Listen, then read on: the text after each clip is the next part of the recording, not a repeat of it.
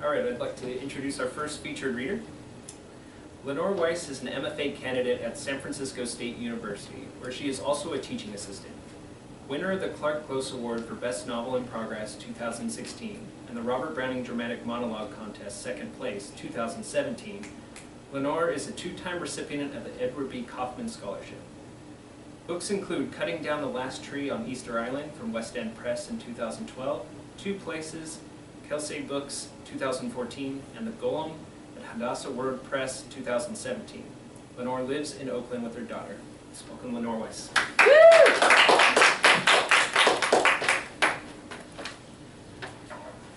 Thank you. A small but dedicated crowd, indeed. You know, I want to dedicate this first poem to William Dickey. He was the head of the creative writing department here, I believe in the 1980s. And since I'm in the Poetry Center, I feel like I really should read this poem. It's called William Dickey's Desk. An oak roll top with locking lever to keep out snoops, antique with a brass plate, George H. Fuller Desk Company, 4 drawers on the left, 3 on the right, cubby holes for envelopes, stamps, paper clips, upstairs in your Chenery Street apartment, a rainbow grocery of good taste, where for lunch you fed me black olives and chunks of salty feta, sesame crackers, wine. I met your lovers, Tommy, who liked funerals and flea markets, Len standing in the 5 o'clock shadow of your dreamboat Warren.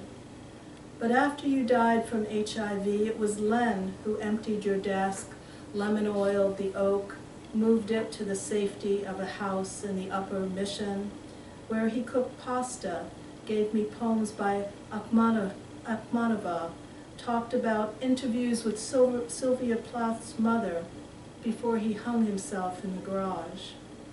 And so winter receded from its frost line, licking ice with a long tongue. Or maybe it was spring that exposed its gums. Nothing had a strong grip. Len and Bill gone. Then there was the desk, that beautiful desk with inset panels, dovetail joints, and carved poles stranded amid boxes and crates, disassembled in the back of a pickup and delivered to my condo, my strega nona serving stories and poems, opening up to an afternoon of blue Armagnac tarot cards, the Golden Gate Bridge framed in your window. Bill, how I miss you.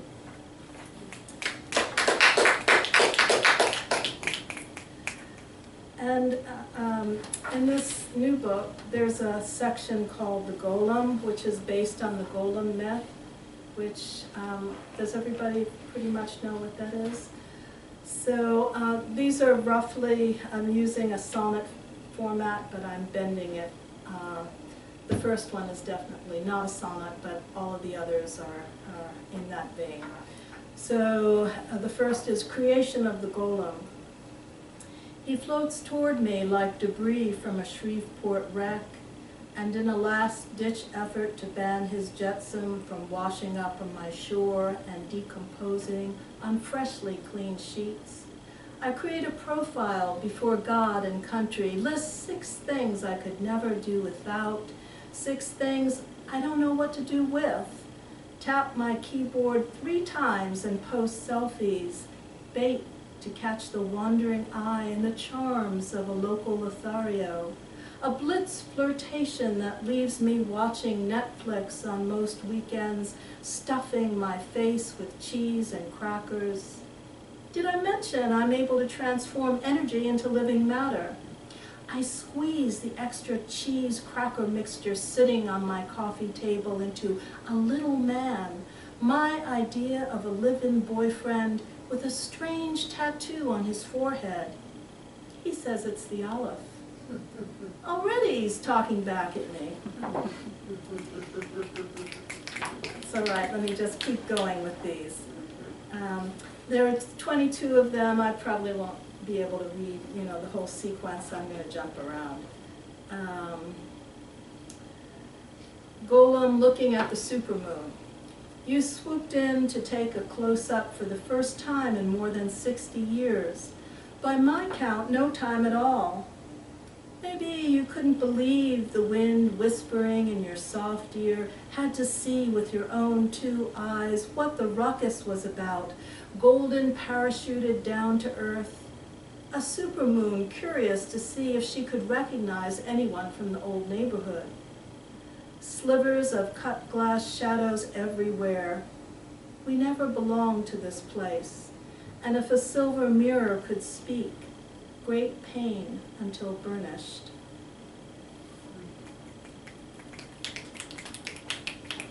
Eustachian tube of a golem. I learned to think with my eyes, speak with my hands in the shimmery violet and reddish blackness of the evening light, the sound of Aramaic wending along the Eustachian tube of my middle ear filled with voices of inanimate friends, table, lamp, pictures, all company keepers, and what it means to forge a bolt on my past, making sure word doesn't leak out to the wrong people. To lose a world and find it again along the wet slate sidewalk where I sit on the other side of a glass partition, listening to a distant voice telling me what it is I must do.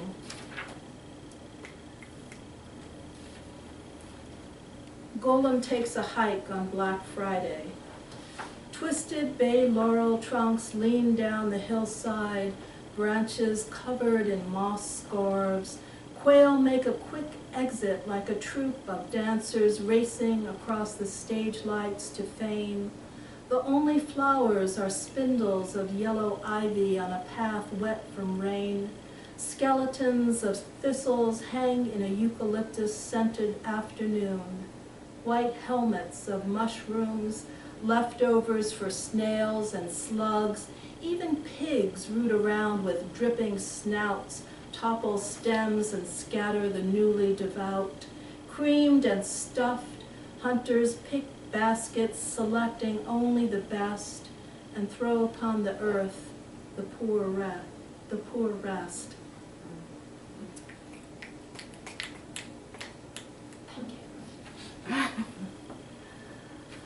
And sometimes, I hope you're picking it up, sometimes the voice is in the voice of the creator of the golem, and other times it's the golem. Sweeter. Another golem came around. Oh yes, there's more than one. Talked to students, retirees, regular people. And what happened? Mein Kinder, cuckoo in the head, tarred him with names, socialist, communist, devil, the usual thing that happens when a golem tries to set things right. Humans are so transparent, some without the kishkas to remember how our parents, and those before them believed that freedom was the sweetest thing, sweeter than honey, sweeter than Sabbath. Power wash. I wanted to control him, but in a good way, like a Mickey Mouse-nick from The Sorcerer's Apprentice, my honeydew mopping up mess with a wooden bucket, a live-in housekeeper on the lookout for whatever comes next, a full-time member of my cabinet, but decisions, I made all of them. It wasn't a power wash, at least not in the beginning. If I had a taste for cream cheese and bagels on a Sunday morning, you know who went. A biblical moon of atonement. The cheese and cracker man never said anything, and I never listened. Golem speaks truth to power. Between earth and sky and the bearded light of filtering stars, I walked away homeless. Death trailed close behind like a poor relative. But tonight, something in the smell of the earth got to me, and for the very first time, I saw how the moon stared down at this crippled planet, which made me think that despite mud hurled about my being, no more than an incantation, a slob, murderer, miscreant, knew that my heart was in the right place, my feet not clay. Truth. And it does end with a crown of sonnets that Chong, when I was in his class, suggested I move in that direction. So thank you. Let's see.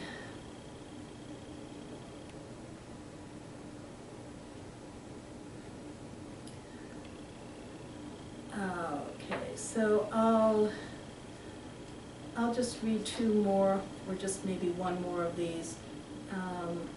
The right hand. My heart was in the right place, grown children in the bloodlines of my inner space, a practice run for laboring over my cheese and cracker man, whose birth I toasted with a dark beer. Sounds weird, I know, but I was thirsty. For if women can give birth, then cloning life can't be such a far cry, especially when what used to be cold is now hot and hot cold. There's a climate of combined elements, letters into a genetic code. It took trial and erratum to reach the golden gateway, but like solitaire, I dealt the right hand. Golem doesn't get jack. Stepping on broken glass, a breeze cried out, hopped over to the parking lot and dealt the right hand. For on that evening, no one was giving out party favors. I cared for silence, stood inside my comfort zone, let others listen to the chant of social media, a chorus reporting on the comedy and tragedy of this joyless age. Let memory be my salvation.